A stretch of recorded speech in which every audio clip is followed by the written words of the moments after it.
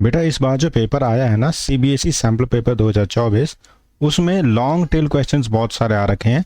ये इस वीडियो में मैंने आपको अच्छे से समझाया है और ऐसे ही क्वेश्चंस मैं कराने वाला हूँ यहाँ पर। इससे पहले मैंने मिड टर्म एग्ज़ाम भी आपको अच्छे से समझाया हुआ था कि इस पेपर में भी काफ़ी सारे क्वेश्चंस थे जो इंग्लिश और हिंदी मीडियम में आपको प्लेलिस्ट, ध्यान रखिएगा प्लेलिस्ट का नाम है golden playlist for class 10th, वहाँ पर मिल जाएंगे।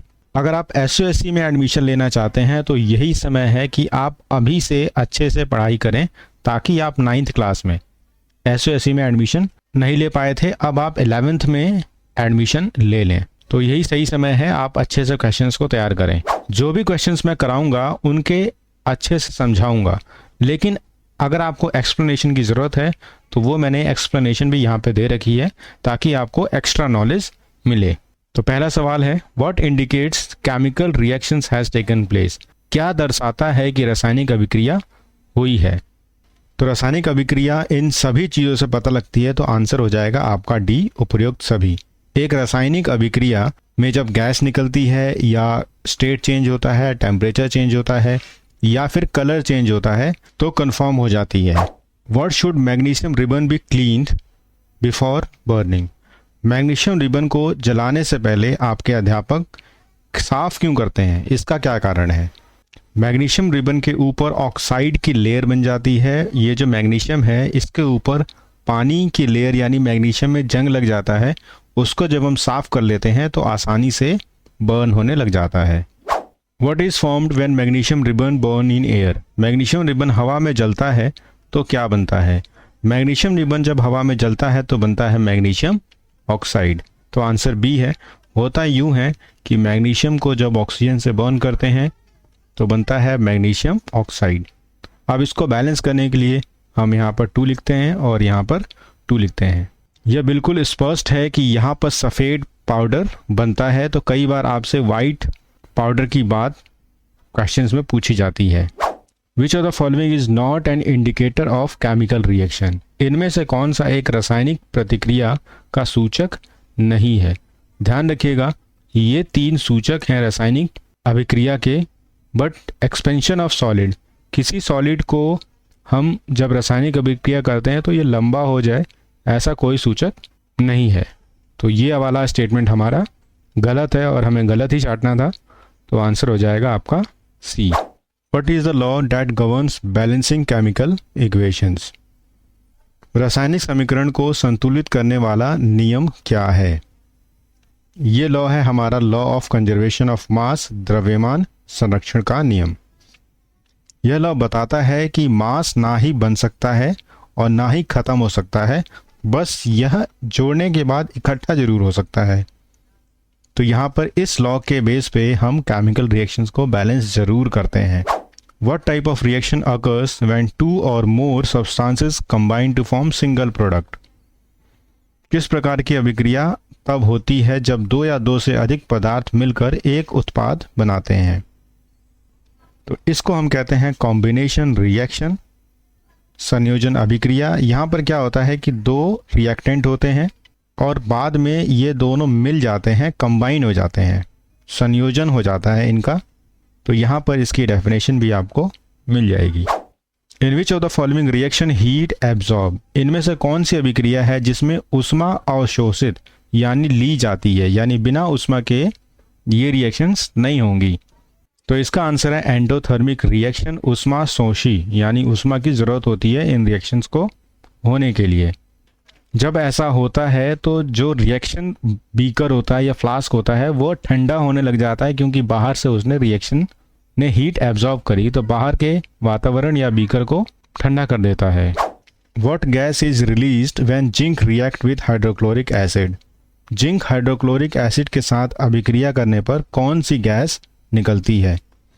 तो यहाँ पर जो गैस निकलती है वो है हाइड्रोजन। होता यूँ है कि जिंक बनता है HCl के साथ रिएक्शन करके ZnCl2 प्लस H2, ये जो गैस है ये बाहर निकलती है।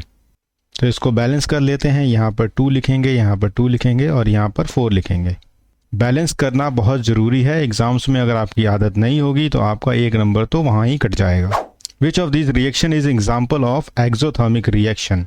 इनमें से कौन सी अभिक्रिया एक्सोथर्मिक अभिक्रिया का उदाहरण है। यहाँ पर जो एक्सोथर्मिक है वो है बर्निंग ऑफ नेचुरल गैस। इस रिएक्शन में हीट बाहर निकलती है, इस रिएक्शन में हीट बाहर निकलती है, इसलिए हम कहते हैं एक्सोथर्मिक रिएक्शन। एक होती है एंडोथर्मिक, उस रिएक्शन में हीट की ज़रूरत होती है, जैसे यहाँ पर हीट की ज़रूरत है, यहाँ भी हीट की ज़रूरत है और यहाँ भी हीट की ज़रूरत है। तो यहाँ पर कई सारे सवाल आपके हो रहे हैं। मुझे ये बताइएगा कि ये जो मैं एक्सप्लेनेशन दे रहा हूँ नीचे लिखकर, इससे आपको कितना फ़ायदा हो रहा है। What is the product of reaction between calcium oxide and water. Calcium oxide और वाटर जब अभिक्रिया करते हैं तो क्या उत्पाद बनता है? ये बनता है हमारा कैल्शियम हाइड्रोक्साइड। होता क्या है, कैल्शियम रिएक्ट करता है पानी के साथ तो बनाता है CaOH ट्वाइस, इसे हम कहते हैं कैल्शियम हाइड्रोक्साइड।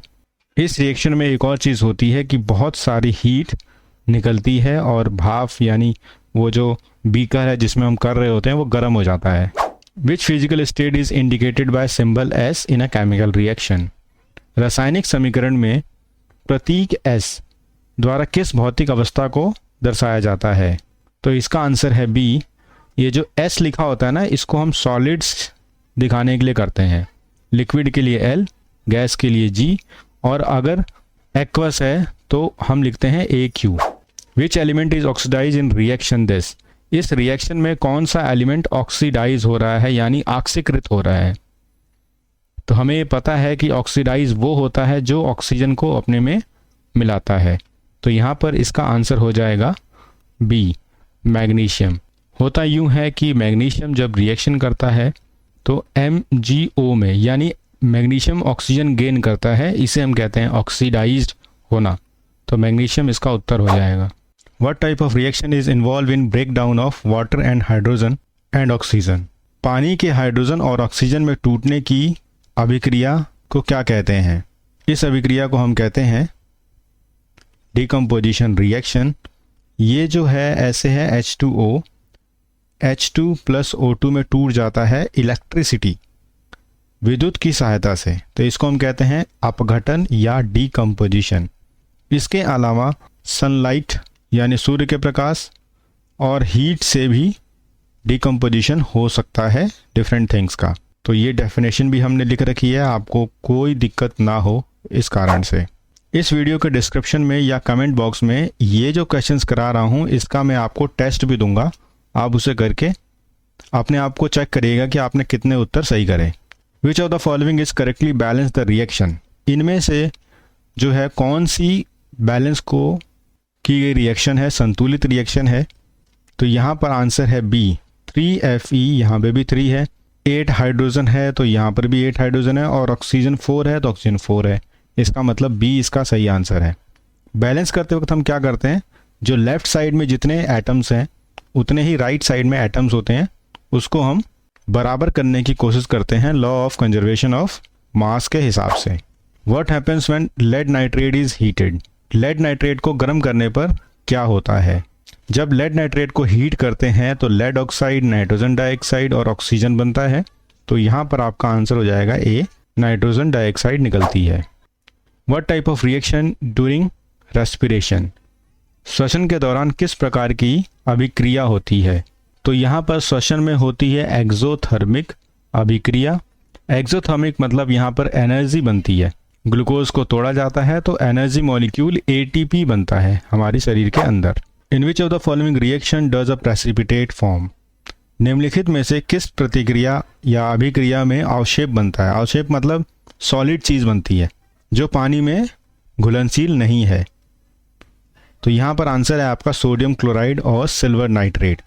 जब ये रिएक्शन करते हैं तो सिल्वर क्लोराइड बनता है जो पानी में घुलनशील नहीं है, यानी नॉन सॉल्युबल प्रेसिपिटेट बनेगा। What is skeleton chemical reaction. कंकाल रासायनिक समीकरण क्या होता है? ऐसी रिएक्शन जो सिंबल्स के द्वारा दिखाई गई है लेकिन बैलेंस नहीं है। बैलेंस का मतलब कितने रिएक्टेंट हैं और प्रोडक्ट में कितने रिएक्टेंट हैं वो बराबर नहीं है, तो उसको हम कहते हैं स्केलेटन केमिकल रिएक्शन। तो ये आंसर है हमारा A। ये क्या है, यहाँ पर 2 लगा दिया, बैलेंसिंग की कोशिश करी गई है। तो जहाँ पर बैलेंसिंग की कोशिश करी गई है वो तो स्केलेटन है नहीं, और ये रिएक्शन ही गलत है क्योंकि ऑक्सीजन के साथ 2 होता है हमेशा। What type of reaction is this, ये कौन से टाइप का समीकरण है। तो यहाँ पर आप देखेंगे कि ये एक चीज़ 2 हिस्सों में टूट गई है। तो ऐसी रिएक्शन जिसमें कोई एक चीज़ 2 हिस्सों में टूट जाती है उसे हम डीकम्पोजिशन रिएक्शन कहते हैं। तो इसका आंसर हो जाएगा अपघटन। और डिकम्पोजिशन की यहाँ पर आपको डेफिनेशन भी दे रखी है और किस में टूट रहे हैं उसका नाम भी दे रखा है।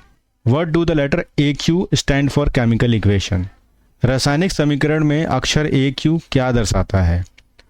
आपको पता होना चाहिए कि AQ जो है वो एक्वस सॉल्यूशन को दर्शाता है, जबकि सॉलिड के लिए S लिखा जाता है, गैस के लिए G लिखा जाता है और लिक्विड के लिए L लिखा जाता है।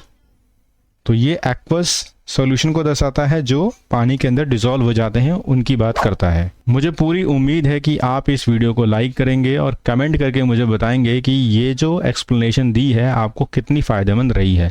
चैनल पर नए हैं तो इसे सब्सक्राइब ज़रूर करें। मैं ऐसी ही वीडियो अब आपके तैयारी के हिसाब से लेकर आने वाला हूँ। वीडियो को आखिर तक देखने के लिए आपका बहुत बहुत धन्यवाद।